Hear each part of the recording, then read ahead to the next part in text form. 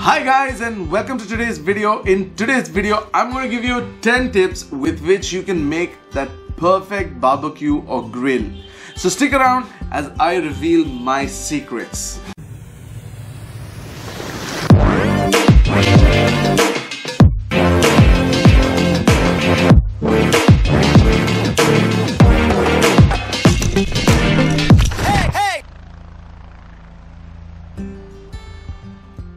Okay, so let's do away with the disclaimer first. I am no professional chef, and these are just my experiences, things that I've learned by doing barbecue for close to about 10 years now.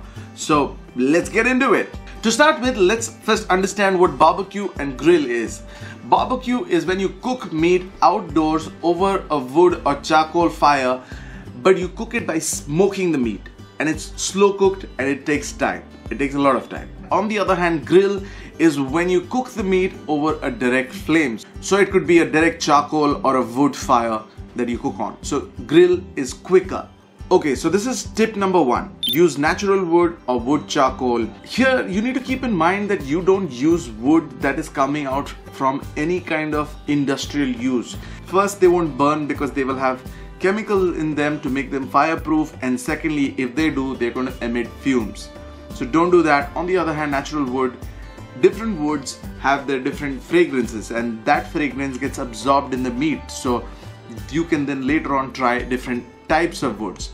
And when you're buying charcoal or wood, just ensure that they're not too small in sizes, or else they'll burn very quickly and you'll be in the process of refilling it over and over again, and that's going to take time and you'll have a lot of loss of heat in the process. So just remember that the pieces of wood or charcoal are considerably larger and not really tiny. Tip number 2 is air circulation. You need to ensure that there's sufficient amount of air flowing in and out of your barbecue pan so that the charcoal or the wood lights up easily and remains lit throughout the process of cooking. This should mean that the barbecue pan that you're cooking on should have holes for air circulation. And if you're new to barbecuing, well, I wish you good luck because it's going to be incredibly difficult to light that flame for the first time. Yes, it is difficult. I've failed miserably my first few times. So if you're doing it with wood, just arrange them crisscross so that air can circulate inside and light it up. And right in the middle, just to light the flame, put a little bit of paper and then surround them with a wood all around so that when the paper lights up, the wood also catches fire. You can do the same with charcoal as well. So when I was starting out, I've made these mistakes. So I'm going to share them with you so that you don't end up doing it. My coal didn't light up at the first go. So I've gone ahead and tried putting kerosene on it, which is totally not recommended. I've tried petrol, not recommended at all.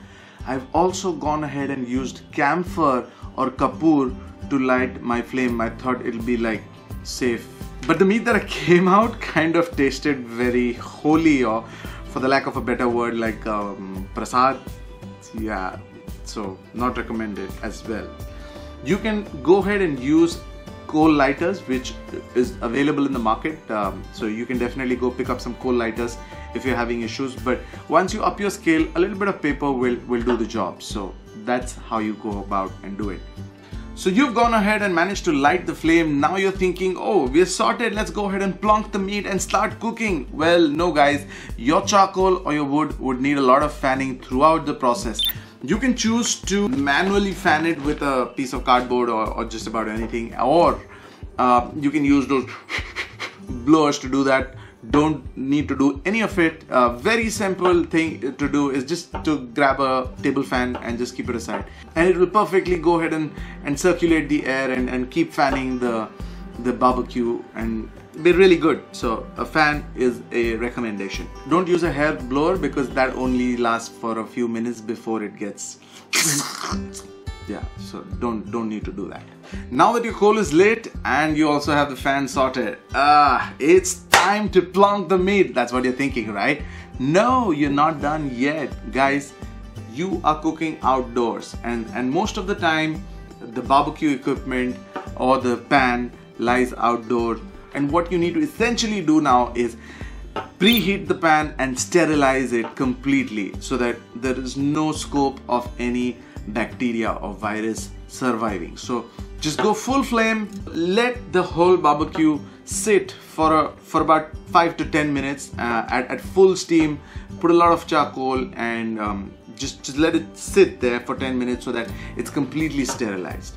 So now you're thinking the time is right, I'm going to go ahead and plonk the meat, the flame is lit, the fan is arranged and it's sterilized, so we should go ahead and put it. No, hold on to the thought of doing that before I give you the tip number 5. So what you need to do now is designate hot and cool zone in the barbecue itself, because you cannot regulate the temperature unlike a gas stove by turning a knob. So you need to have a designated hot zone and a cool zone. So what you need to do is move the charcoal aside to one place, that becomes the hot zone, and the other side is relatively cooler.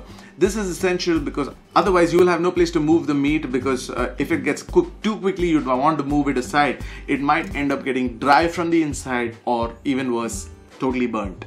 So hot and cool zone. Now the time is right to plonk your meat, which is marinated. So here is the tip number 6 about marination. Normally people would recommend about a couple of hours for marination, whether it's chicken or any other meat. But what I personally do, and I've seen the value in it, is I go as much as an overnight marination. So you can pick up marination recipes and just try to marinate it overnight, and then it takes it to a whole new level. So marination overnight is my next tip to you. Yes, so check it out, come closer. Okay, so you're all excited to cook barbecue for the first time and you have your friends around. So in the excitement, like you normally do, and I've done this myself as well, I've got chicken, fish, prawn, I've got vegetables, I've got red meat, all of it, and I am gonna start cooking. Well, if you don't have the experience backing you, you're gonna go nowhere. You're gonna get a pathetic barbecue experience, because different meat cook at different temperatures. So if you're starting out, I would recommend do not mix meat. So try with chicken, which is the safest and the easiest.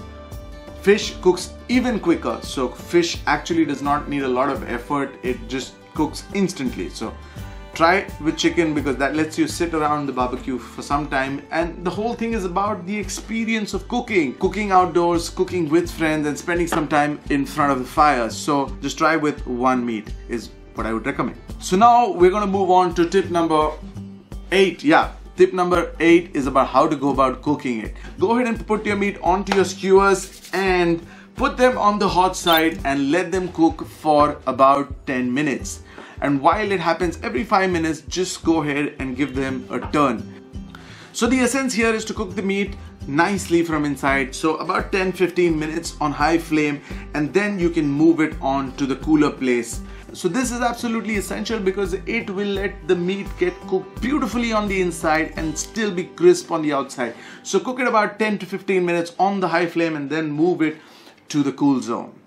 Tip number 9. So I haven't told you about buttering or oiling your meat as yet, because it's not required, because meat has its own fat and it's going to get cooked in its own fat, and all you need to do is just butter it towards the end of it when you're thinking that it's almost done, because if you cook the butter for too long, it's going to lose its flavor. So butter it at the end.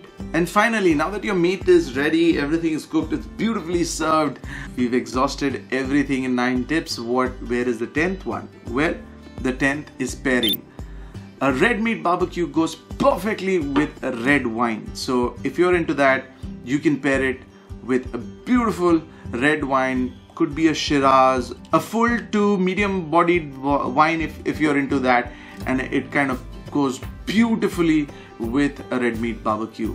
Chicken's great as well, so you can definitely go ahead and pair it with a beautiful glass of wine. So guys, those were my 10 tips on how to make that perfect barbecue grill. Please go ahead and try it with your friends and let me know how it was. If you're in a place like Bangalore or someplace cooler, you can probably do this throughout the year. Otherwise, we are still in the picnic season, so you can definitely try that. If you're new here, please consider subscribing and leave a comment below. Let me know how this video was. If you're wondering what this is my merch, which is out now. You guys can pick it up. I'll leave a link in the description below, and you guys can also use the coupon code that is available for early birds. I hope you guys enjoyed the video. I will see you in another video. Until then, don't forget to live life with a dash of adventure. Bye bye.